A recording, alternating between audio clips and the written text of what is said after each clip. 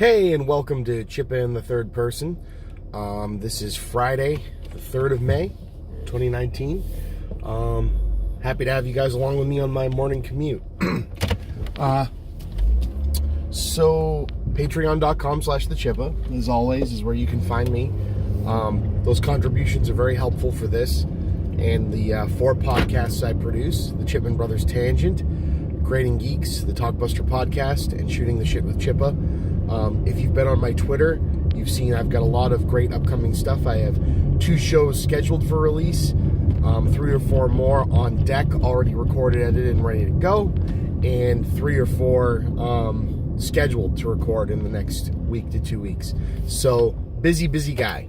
And I'm being that busy because I want to keep giving you guys content, keep giving you incentive to want to support this crazy stuff that I do. So thank you, and please continue helping. First, yesterday, Peter Mahew, the actor who originally portrayed Chewbacca in the Star Wars films, who's the guy under the costume. He's a giant, tall guy, and I think he still wore stilts to be even taller. Just an incredible performance, and he passed away yesterday. So rest in peace, Peter. And I hope these Star Wars films, the Star Wars films they keep making do justice to honoring your legacy along with everybody else's. Such a bummer, such a great performance. Seemed like he was such a great guy. I've never gotten a chance to meet him. I know a lot of people that have, and it's just a really, really sad day when we lose these people that, you know, they might not be family, it might not be someone that, you know, so personally hits you, or maybe they do, but it's someone whose performance, a character they embodied, was important in your life, and, you know, that's something to be celebrated when you have something that means so much to you. And don't be cynical if it means that much to somebody else. You know, when you're young, or even now, you know, immaterial things or material things can, or people can have such a great meaning, and whether it's fake, whether it's a character, and we shouldn't be getting down on people about that. Come on, be better. That got me thinking of, strangely, something really funny. On a recent episode of the Talkbuster podcast, I had my buddy Steve on, and we had been joking about this Jimmy Neutron Boy Genius poster that we defaced. And, you know, I won't get back into it. I don't really want to repeat the things we wrote, but it all came about because there was a cover box with an advertisement from a review for Roger Ebert. It said, "Erotic, gorgeous." And I said, oh, that's pretty funny, because that's the same thing he said about Jimmy Neutron Boy Genius. Pretty bad joke. Don't erase me off the internet like you did to James Gunn for making I guess that could be considered a pedophilia joke. But here we are. So that grew. This was, you know, about 2001, 2002. They had a store meeting. We all wrote very, very, very inappropriate things on the poster. Anyway, why is that important? Because that was directed by Steve Odekirk. Steve Odekirk is a veteran of animation and comedy. In fact, there's a few, I think it was him. It was either him or Robert Smigel. I think it was both of them. Robert Smigel is the TV Funhouse guy, Saturday Night Live, and he had a Comedy Central show. And I know that they ran in similar circles. There was an episode of Full House, I think, where Joey was a stand-up comedian, and he actually had to perform against the two of them in a competition, or maybe on separate episodes, but I digress. Steve Odekirk is the writer of Ace Ventura: Pet Detective. He's the director and writer of Ace Ventura: When Nature Calls. He's the writer of the Eddie Murphy Nutty Professor film, and the writer and director of Eddie Nutty Professor 2: The Clumps. He's a funny guy. He's been involved in a ton of stuff, and he also was the creator of Jimmy Neutron Boy Genius, and I think Barnyard. I think that might have been what it was called, another Nickelodeon show. Anywho, he did these things that I think, you know, they probably came about in a time where if they didn't have the clout and the backing and the fact that Steve's just a nut bar, they probably would have just ended up buried in like Newgrounds or E-Bombs World or some other video collecting site like that. But they got DVD releases. He did these things called thumb movies, thumb cinemas. And one of them was Star Wars. He did Thumb Wars, The Phantom Cuticle. And if you've never seen this, I highly recommend checking it out. But let me give you a little bit of smattering of fun from it. First of all, it's all just people's thumbs wearing little costumes with human faces, kind of in that way. They did, I guess the Angry Orange would be one. That might even be Sir Steve Odekirk, for all I know. And similar to like the Conan O'Brien interviews where they have the face and the lips moving fake, but on a thumb puppet. So we join Loke Groundrunner,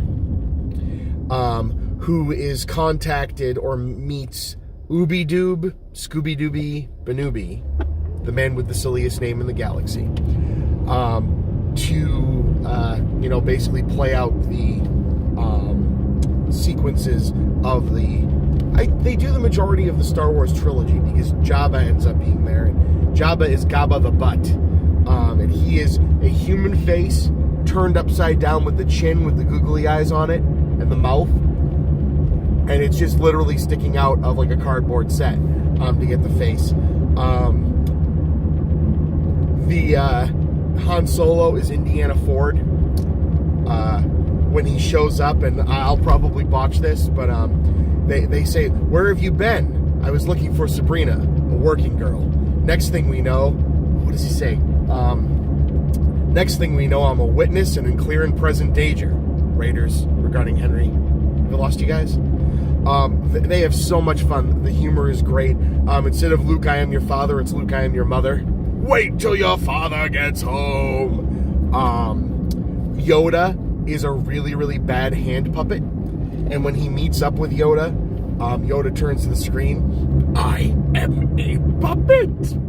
Yes. I'm not following. "The man beneath the floor doth control me." Yes. Still not following. "Arm connects to hand. Hand goes into puppet. Hand manipulates mouth." Yeah, nope. And then he gets into this ongoing gag of, "Step 1 in your training. Touch your tongue to mine." And there's a great line with Ooby-Doob where he says, "Step 1 in your training. Touch your tongue to mine." I don't understand. Why? To make it official. To make what official? All of it. It's just such a random strangeness of jokes strewn about this very random, very strange movie. But I think you'll have a blast. That's no moon when they're coming up on the Death Star. You cut to Han Solo hiking up, or Indiana Ford hiking up his pants. They're really silly. They're very childish. In fact, they're made for kids. But this movie was hysterical. I highly recommend, if you can find it, searching out Thumb Wars, The Phantom Cuticle. Steve Odekirk was also the creator of... wow. Brain shutting off. God, what was the name of that movie where he stuck his head onto the Kung Pao? Kung Pao Enter the Fist. Using very similar things to what he did with the thumbs, even with Tonguey, the face on his tongue. If you've never seen Kung Pao, he took an entire public domain kung fu film, re-edited his face onto the main character, redubbed the whole movie himself, and reshot scenes to make it a very weird, very Ace Ventura 2 style humor kind of a thing. I highly recommend it. It's a goddamn blast. One of my favorite lines is because the villain, in every shot that they show him up to this point, he's just standing on a waterfall swinging a chain. So he says, "But where can I find this villain? He spends his days on top of a waterfall, swinging a chain over his head." And so it's that kind of humor. Highly recommended. Check it out. The other Thumb movies, and I didn't see Franken-Thumb, so if anyone's seen Franken-Thumb, add to it in the comments section. But we've got the God Thumb, Bat Thumb, and the Blair Thumb, and Thumbtanic. So I'll give you a few choice pieces from all these, starting with Thumbtanic. I think it's a little unfair. I'll give Thumbtanic this as the caveat. There was, a ton of internet jokes about the incredibly beautiful Kate Winslet being too big to be a leading actress, i.e. she looked like a normal human being. That wasn't funny then. It isn't funny now. And Steve kind of leaned hard into making those jokes in the Thumb Wars movie, Thumbtanic movie. So leaving that aside, the thing's got some funny bits. As the ship's sinking, they throw a whole lot of other action disaster movie tropes in. So you get, oh, gold, it's a giant spider. And then you cut to the main character who's supposed to be Leonardo DiCaprio with a giant gun and kills the spider, but then the ship's still sinking. You can't blast an entire ocean away. I know. There's also the rich people. I'm going to the bottom of the ship. I demand to die first. You know, things like that. They're in really poor taste, but they're really funny. Bat Thumb, I don't remember any specific jokes outside of the fact that it is a great Batman parody. They do a lot of funny things with Two-Face being a thumb and other characters being made out of thumbs. Bat Thumb is highly worth checking out. The God Thumb is just completely bonkers. They've got, you know, the guy's son is running around wanting to start meat cubes instead of meatballs to sell to the American public because they won't roll off of your plate with all of the cat hair. It's really silly and really dumb. And then there's the Blair Thumb, which they did in black and white. They somehow shot it looking documentary style, and they lace so hard into the Blair Witch Project. It's not even funny. There's a bit, what did you see outside of the tent? I think I saw a shark. A shark. Well, it could have been a deer. Are you sure? Because there's a difference. Deer don't have dorsal fins, man. Deer don't have dorsal fins. Again, they're really funny. They're a very snippet of the early 2000s sense of humor. Some of it doesn't hold up because he's going for very lowbrow, very childish, schoolyard kind of humor. But I highly recommend checking out the Thumb movies if you haven't seen them.